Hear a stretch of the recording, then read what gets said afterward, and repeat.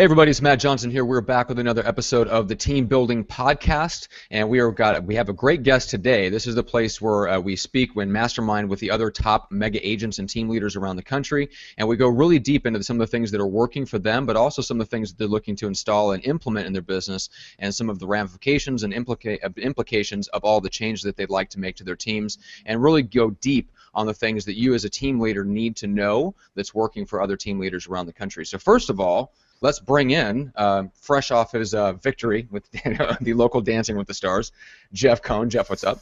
Awesome. Hey, Matt. Yeah, and I actually just got back from Montreal. If you haven't been there, wow, really enjoyed my time there. Was at Rock Thomas's special event and was able to speak there on stage for about an hour. Pretty nice size audience. It was a great time and masterminded with some great people. And of course, we are super pumped to have a special guest and friend, Brett Tanner, with us today. Brett runs one of the top teams in Phoenix. I was privileged to host Brett at my team building workshop a couple months ago, and we got to hang out a lot even after the event and talk about different business strategies and things we do with the income we generate, which is a topic that doesn't get discussed a lot, and I'd like to talk about that a little bit today. You know, what's the next step? Everyone always thinks it's about the evolution of expanding your team, but true wealth is not created just by generating income. Income's great, but it's what you do with that income that's going to create wealth, and we can get into that, and I would say Brett is a master at that. But Brett, welcome to the call, brother. How you feeling today? Man, I'm awesome. Thanks, brother, for having me. I appreciate it. You were so great to have me out to your event and host it, and we became friends, and I know we've talked quite a bit since then, so I'm honored to be here today and to be on your podcast, so thanks for having me. Awesome, man. No, it's our pleasure. We're excited to have you. Absolutely. So, Brett, let's start off with just the basics here and give us an idea of, obviously you're in the Phoenix market, but give us an idea of the structure of your team, what that looks like, who your agents are and your admin staff are. So, yeah, we seat in my building, we have the ability to seat 30 people. We hover right around 27 to 30 all the time. So that's agents and admin combined. So to break it down, we've got 4 admin and 1 part-time, and then all of the rest are agents. So right around 25, 26 agents pretty much all the time. Or did I lose? Can you hear him, Jeff? No, I can't, but I can hear you. Okay. So yeah, and so I say agents, I mean, those are people in sales. So that is represented. We do have some ISAs, agents, and then we've got our regular agents. So I can kind of break down all that too as we get going. Okay, awesome. So what's your year look like so far this year? Year we should close about 85, 90-ish million, which will be right around 400 to 430 units is where we'll land. Okay, nice. So where does that put you in Phoenix? How do you guys rank against the other top teams?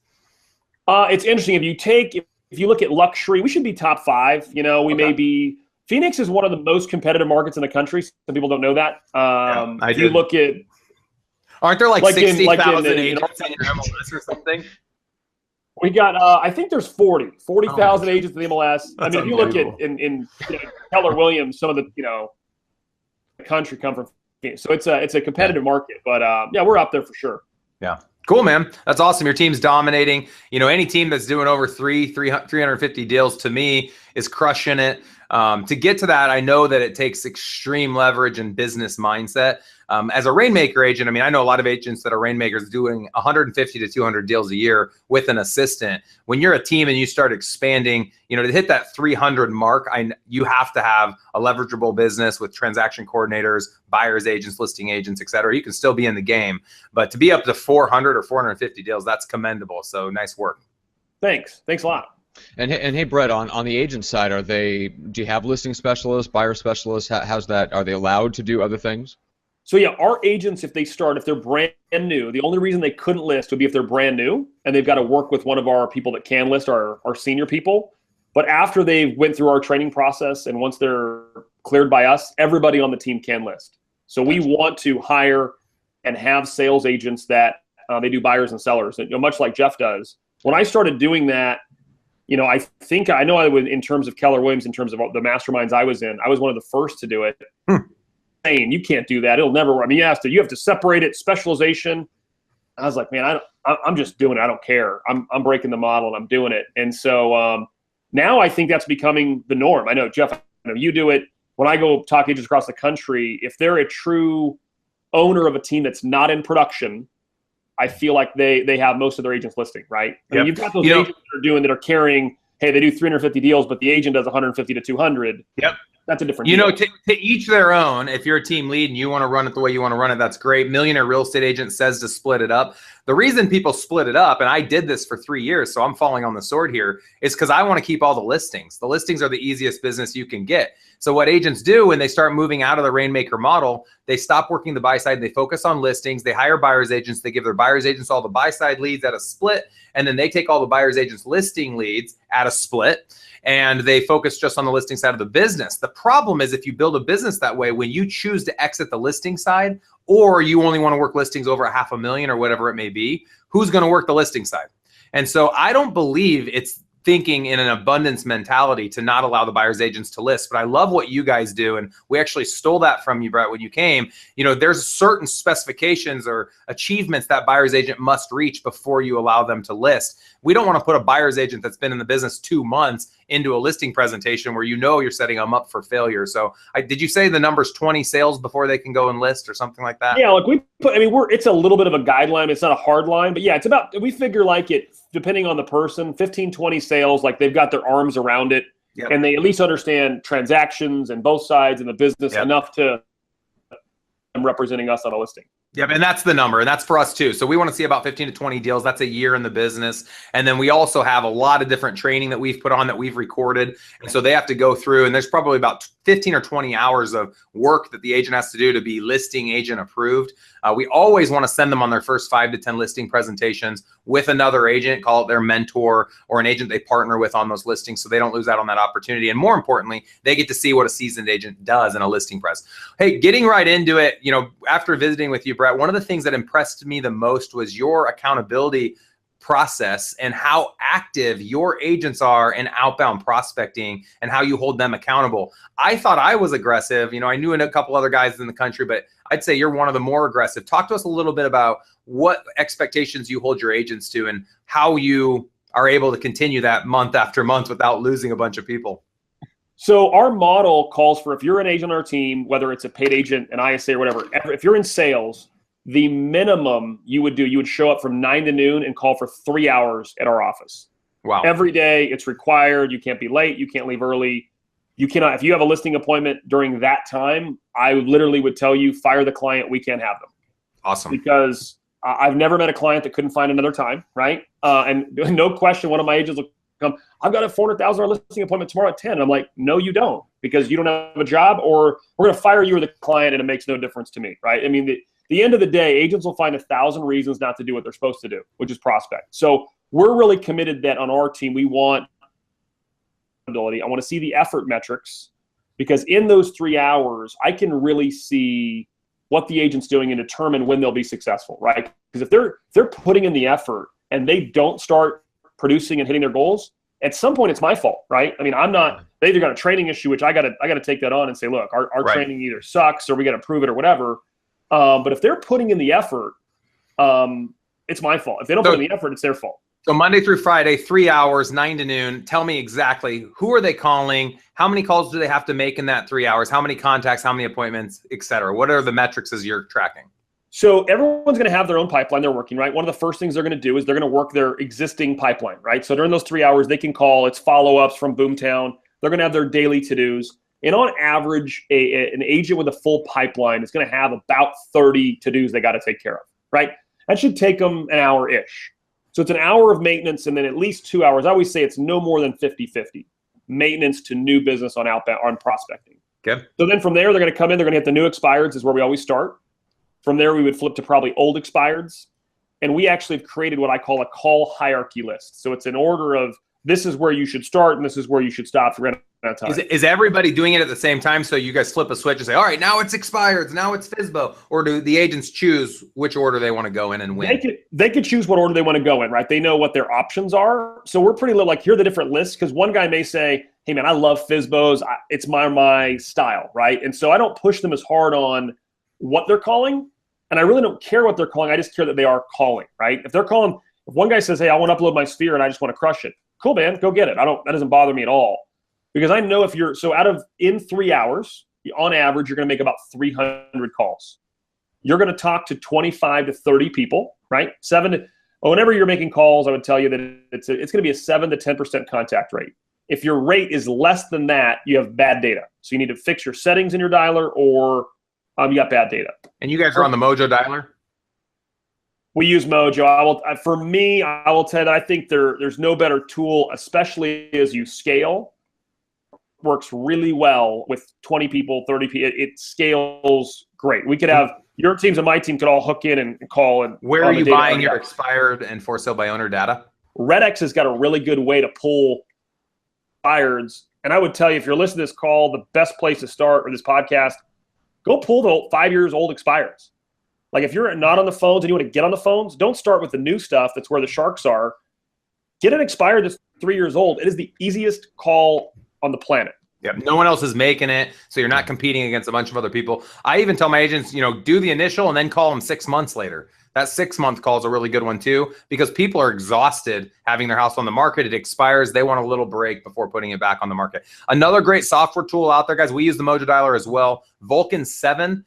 We found Vulcan 7's data is the best data out there because it gives you next of kin. So you're calling their uncles, their brother, their sister, et cetera, to find the homeowner's information. And what we've done is we hire our virtual assistant who uploads all the expired and FSBO data into Boomtown. So we're not using the dialer that's within the Vulcan 7 software. We're actually using the Mojo dialer, which is now integrated with Boomtown. And so all of those leads are in there in their own categories. And so we just essentially export within the dialing system of Boomtown and Mojo's marriage. We can then Mojo dial expired FSBO without any of my agents ever having to touch that or make that work. So it's been working really well for us. All right. So the typical leadership question is, you have this agent and you say, you're playing tough, saying, hey, if you don't come in at 10 o'clock, then you're off the team. You're off the team. Realistically, how are you holding them accountable? Like, I would just tell you to go pound sand if I was one of your agents. The way I go is I go, Jeff, I'll make you a deal. I'll make you a bet. I'm a little bit of a gambler, so I always say, Jeff, I'll make you a bet. I'll bet you $5,000 I can move that listing appointment to another time.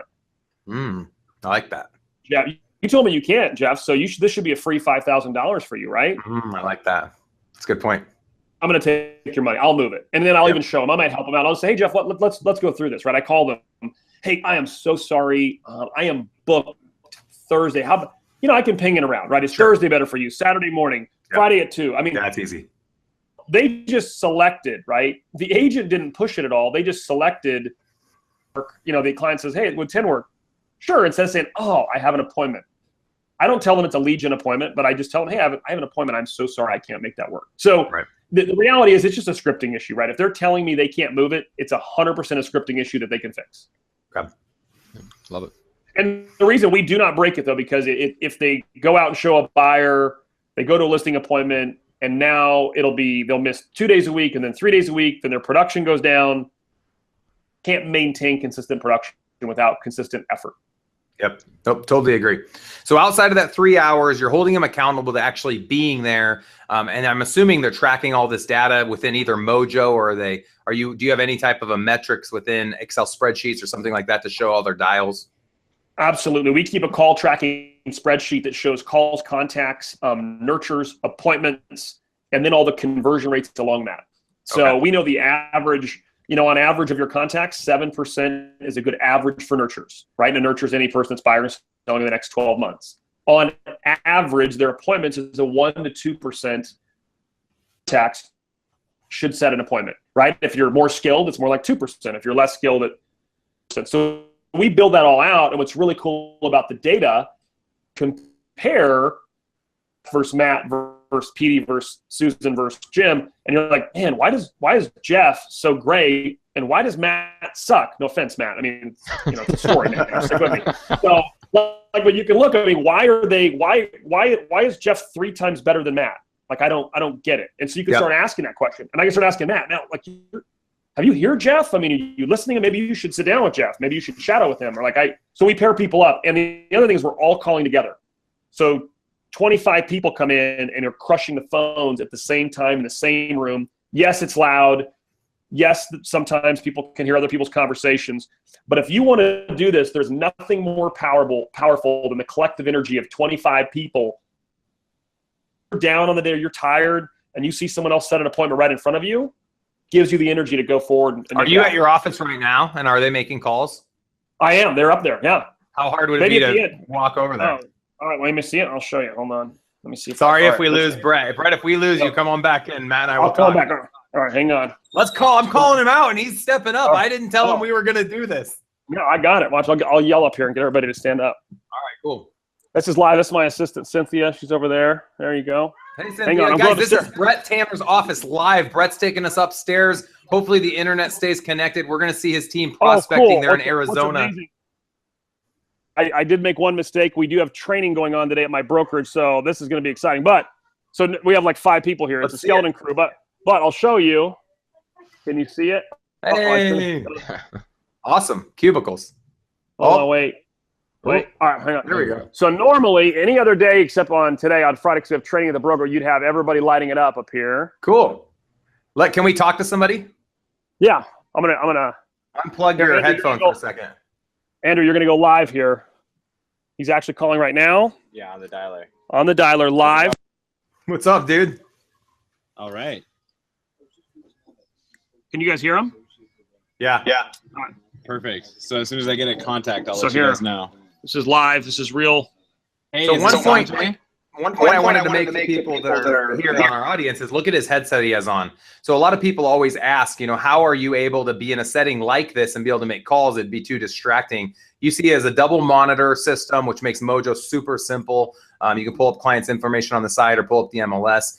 The cubicle environment, I think, is way better for creating energy. And if you just simply have a really nice headset, and I'd say $100 or more noise canceling headset, you can put everybody in the same room making calls, no problem. Hey, are you there? Awesome. Thank you, Brett. That was fun. No problem. That was man. I wish you would have been. I didn't think through today. Was we had this training thing at my brokerage, but No problem, dude.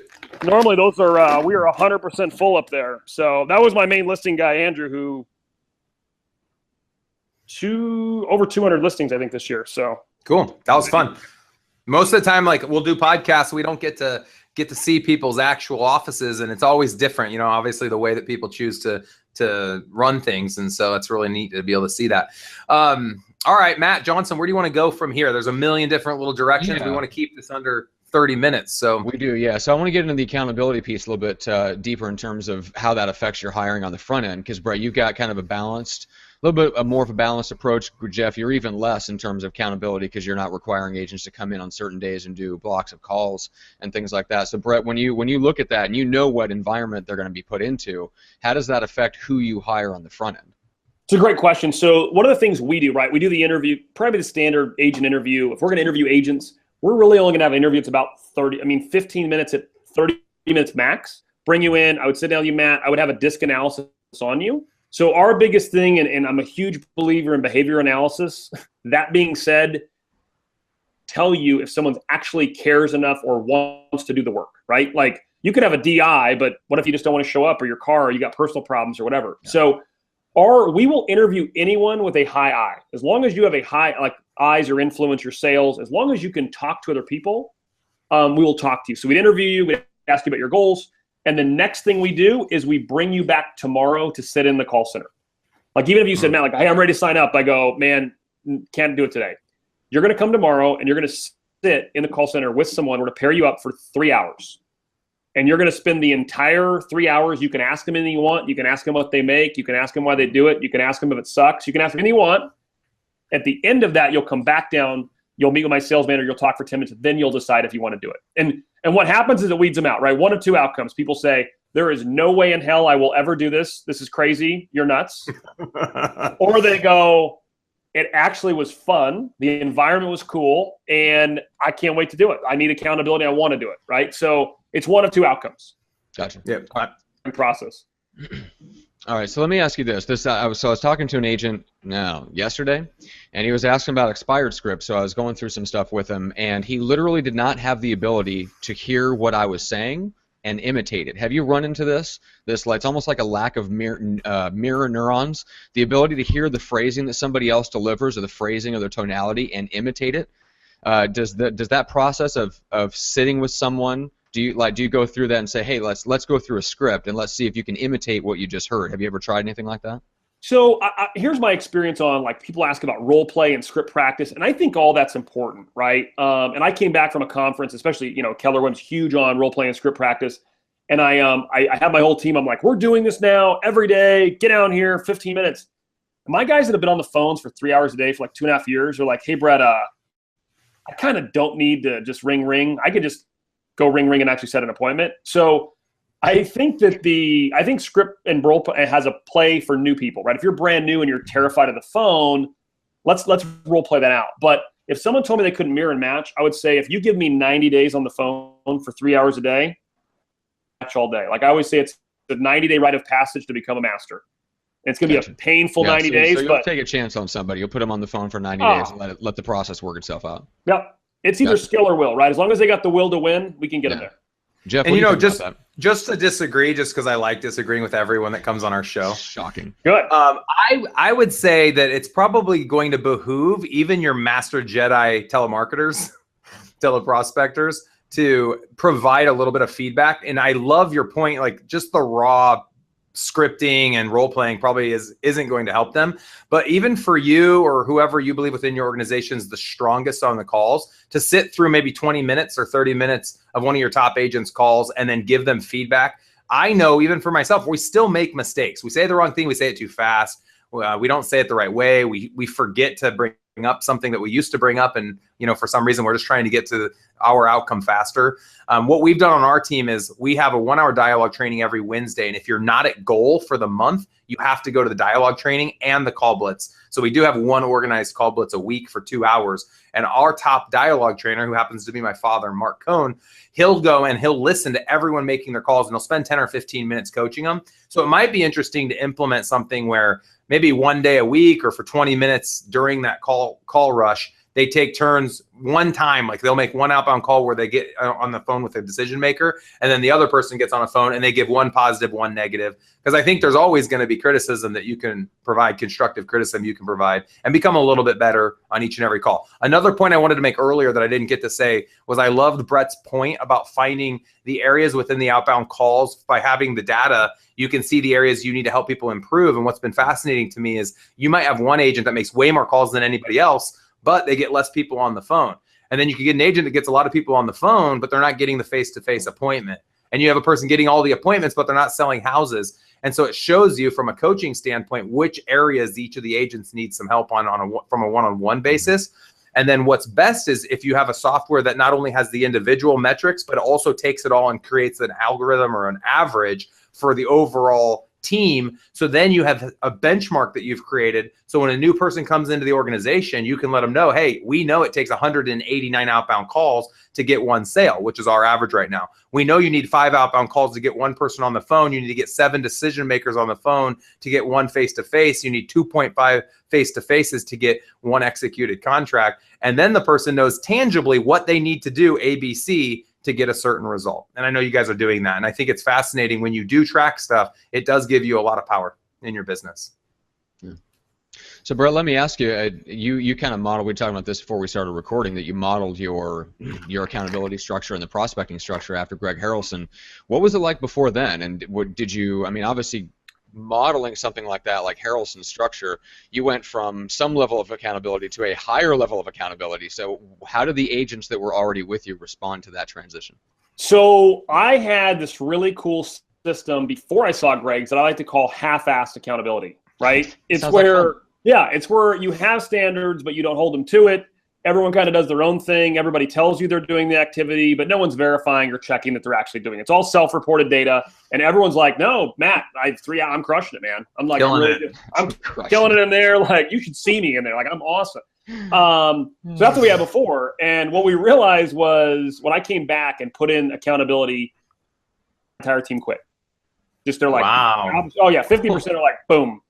And what I learned from that was, but I couldn't grow without it in the model I built. So I learned that I had to decide what were the standards that we would hold everyone to regardless. And I would hire new people. And I'll tell you the fascinating thing, you hire new people, they're like, dude, this is no problem, right? They don't know any different. It's just the way it's done. And so we went to that.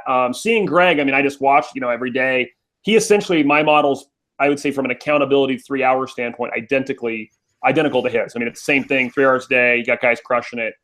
So yeah, it was hard to make the transition, but I would say anyone out there that's listening to this, Maybe your thing isn't 3-hour days. Maybe it's 20 contacts. Maybe it's 15 face-to-face meetings. Maybe it's whatever your model. I'm not tied to hammering the phone, but there has to be a standard.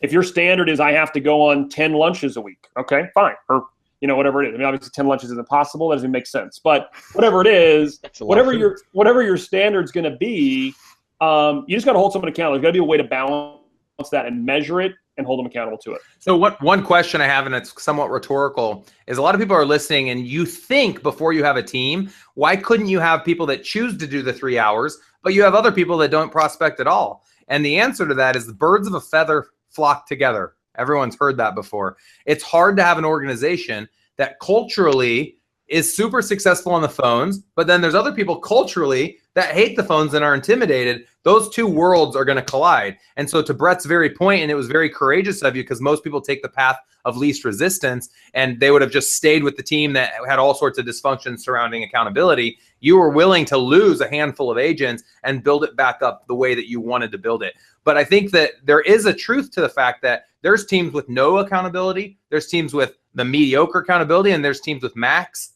accountability, and all three can be successful. I think the goal from a leadership standpoint is that you create clarity around accountability by showing a potential recruit exactly what you do on a day-to-day basis is the best way to do that. Most brokerages just bring someone into a conference room, tell them what they're going to get, and great brokerages bring people in and show them what they're going to get in live, actual, tangible settings. So I think that's really neat that you guys do that. Thanks. I like that. And that definitely helps prevent some of the issues where you get bad culture fits, bad behavioral fits, and all that stuff once they get in and find out what you really do. If you have any level of accountability, you definitely want to show it before they even get in so that they can choose it, and that's their choice, and link it to their goals and stuff like that. So, all right, so let's get into the wealth building piece, shall we? Let's do it. So, guys, a lot of agents across the country help people buy and sell real estate, and they never themselves buy or sell real estate. I'd love to know the stat on it, but I would guess that not even 1% of realtors across the country invest in real estate. When I got into the business 10 years ago, I celebrate 10 years in real estate in November.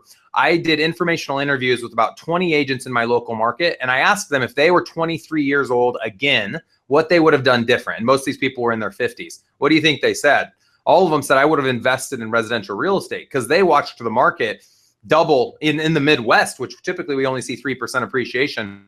They had watched the markets double 3 or 4 times. And so they thought, man, had I just invested the money, leveraged everything I had, and bought a bunch of real estate, look where I'd be today.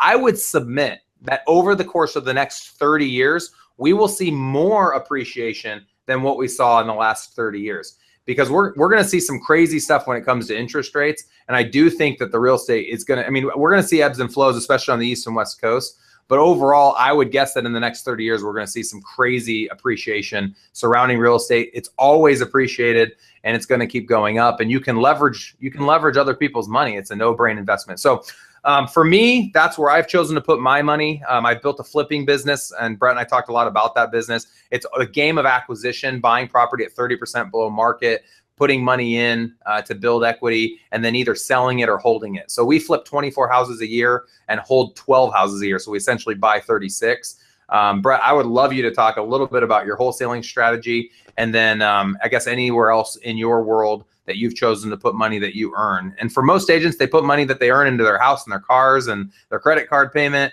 and unfortunately don't take advantage of investing in things that create actual wealth, which are businesses or investments that generate cash flow without them having to be actively involved. So I'd answer that a couple ways. For me, right, I would say if we were to survey the top agents in the country, like the top 10, the wealthy people, and I would say the interesting thing is I would bet that if we were to look at it, majority of their wealth was not created by being the world's greatest real estate agent and getting a commission. They're wealthy because they did a lot of sales and took that money and invested it into real estate, right? So if you want to be wealthy, you could do it as a real estate agent. I would argue that's the hard road. I look at my real estate business as a way to create cash. It spins off a huge amount of cash that I can use to do whatever I want with it. I have chose that because we're in real estate, we're closer to it, I understand it, I know more about it, to invest it back into real estate. And, when you get to you're selling 500, 600 homes a year, you have that many more opportunities to find great deals, right? So I look at my team, whenever we look at a property, actually, when I look to sell it as a commission, that's the last thing I look to do. The first thing I look to do is, can I buy it and profit from it in some way? Yeah. And so, for all of my investing long-term wealth, it's real estate, rentals, single family, duplex, fourplex, basic stuff, right? Nothing crazy. But if I see a great deal, we take it down. I actually got my license 11 years ago for the only purpose was to flip houses. At a real estate agent, I was like, I'm going to do my own deals, right? I want to be in charge. So I think every agent out there that is not flipping houses or involved in the investment side is making a massive mistake. I've gone around the country speaking about this because agents know what they can get it for today for, right? The only variable you're missing if you want to flip houses is how much cost in rehab do you need? That's the only thing you're missing. And the difference is profit. And some people will say, well, I don't have any money. Money's the easiest thing to get. If you could show any investor, hey, you buy it here, you sell it here, you're going to make 50 grand. I want to take half of the 50 because I'm going to put it all together and I don't have any money. Investors will do it. I know that that's true because I did it. I at one point went and got an investor that put up, at one point I was managing about $3 million of his money and we were flipping houses and it was the best money I ever made. I had no risk. It was all his money and I got half of the profit we made. And I made him a fortune. And then, at one point I shipped his capital back and said, I'm going to do this myself. But I tell you that because agents have deals, they have opportunities. So I think it's not so much the commissions. I would put a strategy in place that how am I going to get rich? And it's most likely going to be through real estate. Let me make an additional comment. I agree with everything Brett's talking about. And I love this conversation and it doesn't get discussed enough. The challenge, I think, is that one house isn't sexy. So in my market, I can buy a 120. Did you get sexy? I messed up right when I said sexy. Do we have like something that eliminates bad words or something? Yeah, yeah, that's right. It's a sense of Jeff's talking again. Yeah, exactly. So in my market, I can pick up $150,000 split entry home with like 1,400 square feet, and I can usually buy it if I get a really good sale for like 120, and that would rent out probably for about $1,500 a month. So in my market, you should be able to rent a property if it's worth $150,000. You take 1% of that's $1,500. That's how much I should be able to rent in a month. So I'm going to put down. I have a local bank that will allow me to put down 25%. So I don't have a calculator. Call that $30,000 down. That's that cash position. Well, I don't have money. Well, yes, you will need about $30,000 down. I'm trying to find houses on the rental side that only need about $5,000 in renovation. So call it $35,000. At $1,500 a month rent, and now I have a mortgage payment of about $90,000. So principal and interest, call it $1,000. So I'm cash flowing $500. If anyone has a calculator, I actually have one. I'll show you the numbers right now.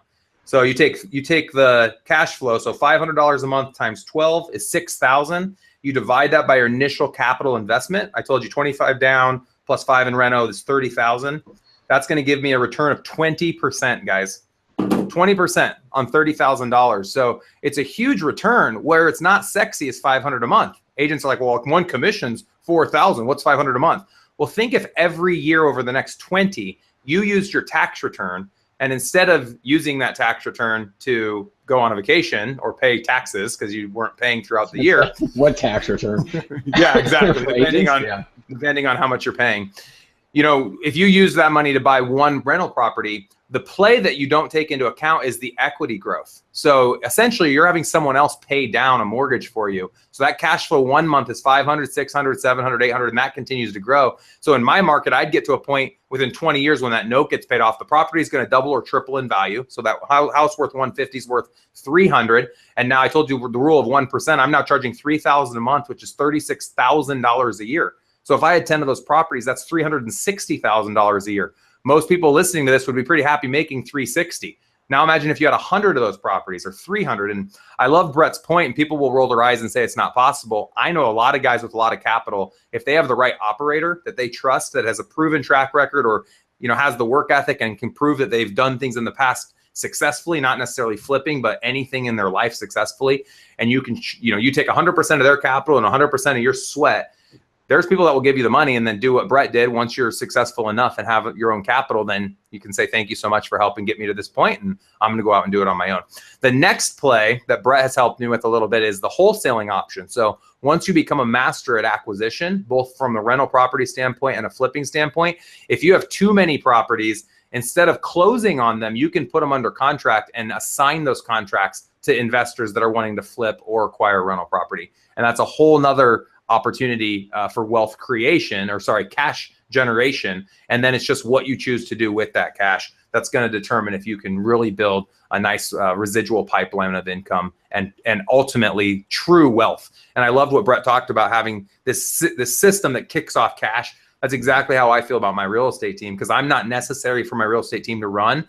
And so now I spend a lot of my time and energy thinking, with the cash that kicks off the real estate business, where do I want to deploy that capital to give me the best return? And I just showed you on a rental property, I'm making 20%. So when someone tells me about some investment in the stock market that makes me 8 or 10, I'm doubling that.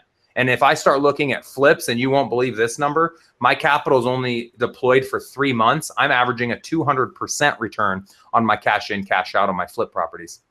And the only thing I would add on, I mean, that was awesome, Jeff, and that's exactly what people need to be thinking.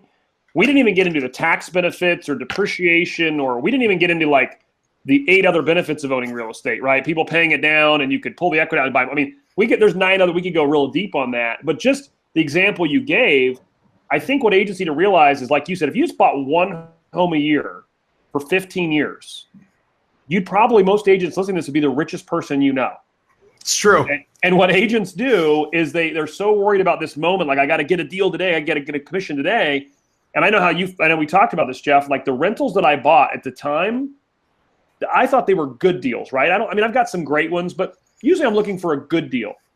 Fast forward 3 or 4 years and you look at it, you're like, deal ever. I mean, it's, oh my God, rents have went up 40%. Value's up double.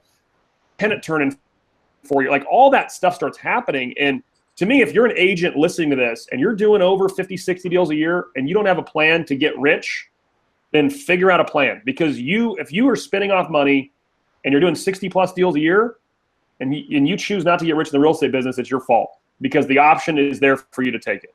Yep. And there's no time better than today.